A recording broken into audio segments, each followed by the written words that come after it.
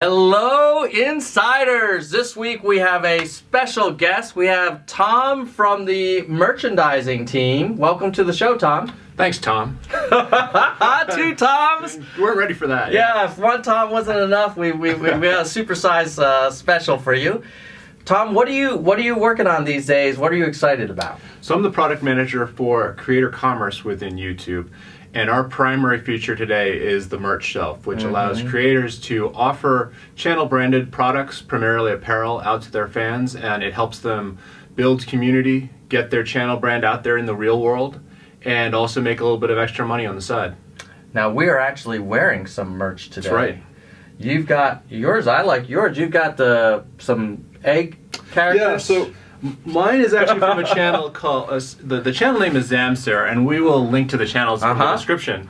But this character on this shirt is his channel's animated character called Egg Dog.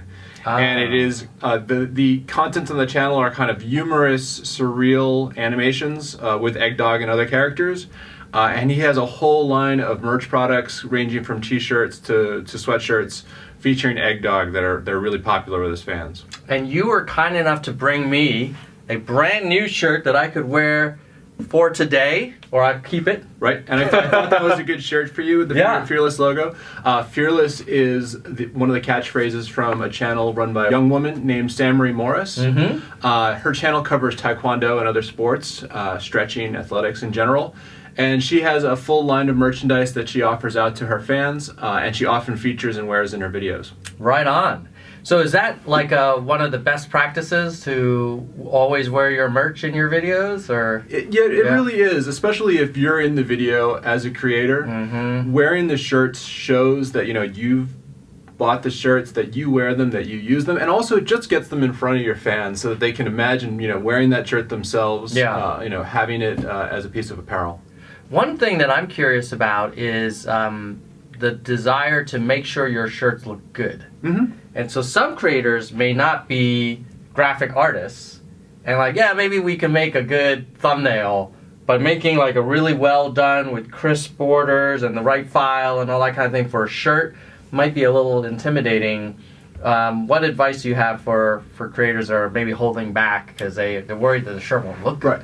So there's a range of options. If you want to do illustration and you're not an illustrator, you're not an artist, sometimes some creators will go out and go on a site like Dribble or another site where they can put an RFP up, a request for bids to do a design or hire an artist to do it. I know that, for example, in the mountain biking community, some folks have found artists by looking at who's done other shirts for other channels and also hired the same artist to do a cartoon or a graphic for their shirt. So that's one way that people get art. The other options, or the simpler options sometimes, are to do kind of more text-based shirts or shirts using graphics that you already have and catchphrases that you might already use on your show, and those can be quite popular.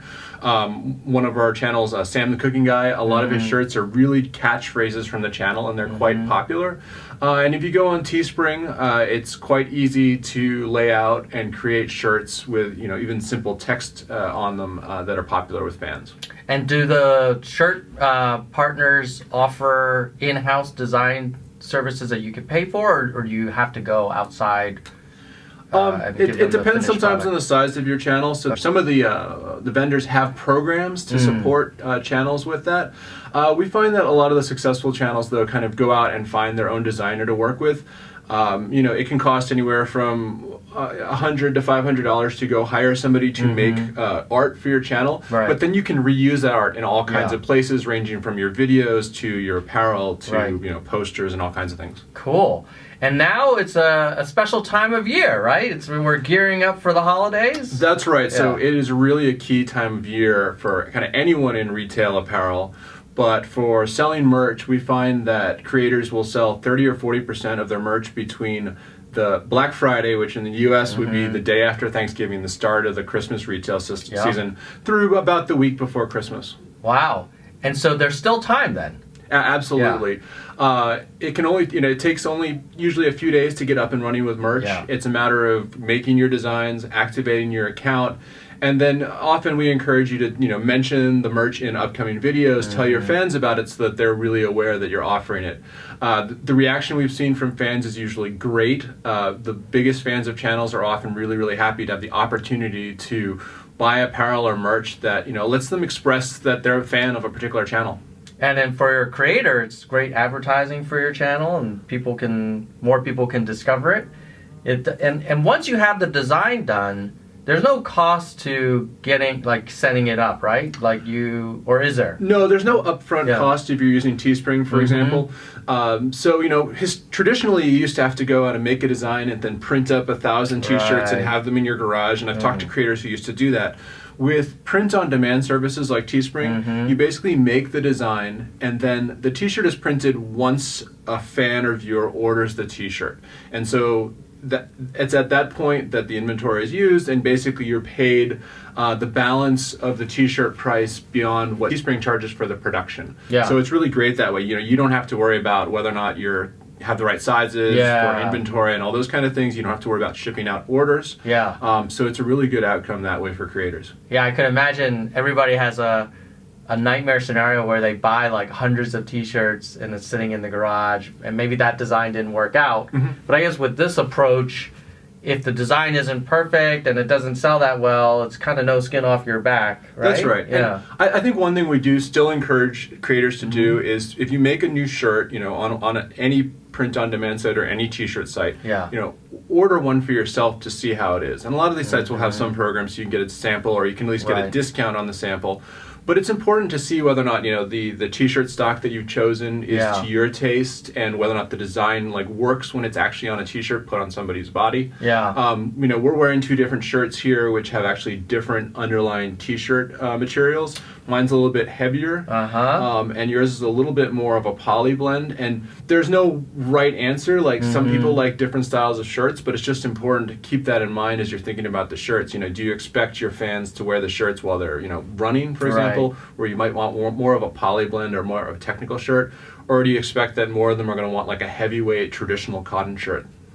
Very cool. Other advice or anything else you want to let people know about or get input from them on when it comes to merch? One of the suggestions we have is, a lot of creators say, I don't know if my viewers will want to buy merch, before I go to the effort. I don't know what they want. One of the most effective things we've seen has been simply to ask your fans, go in the comments, create a poll, just pin a comment and say, hey, would you guys be interested if I made a t-shirt or a mug or a towel? And, are there episodes that you'd like me to refer to, or catchphrases that you'd like me to use that you'd really like to have a t-shirt on? And we found that's one of the best ways to figure out, what's going to have traction with your fans. Nice. Yeah, that might even help with the design kind of ideation, to kind of figure out what kinds of shirts they want, or what catchphrase to pick, that kind of thing. Absolutely. Very cool. Anything that you want input from the creators on that to help you kind of think through the grand plan for commerce on YouTube? We're always interested in feedback on both the sign-up process as well as the vendors that we support. Today we're with Teespring primarily. We do plan to expand that over time. And we're also interested in feedback on the experience of selling out to users, and what we could be doing better.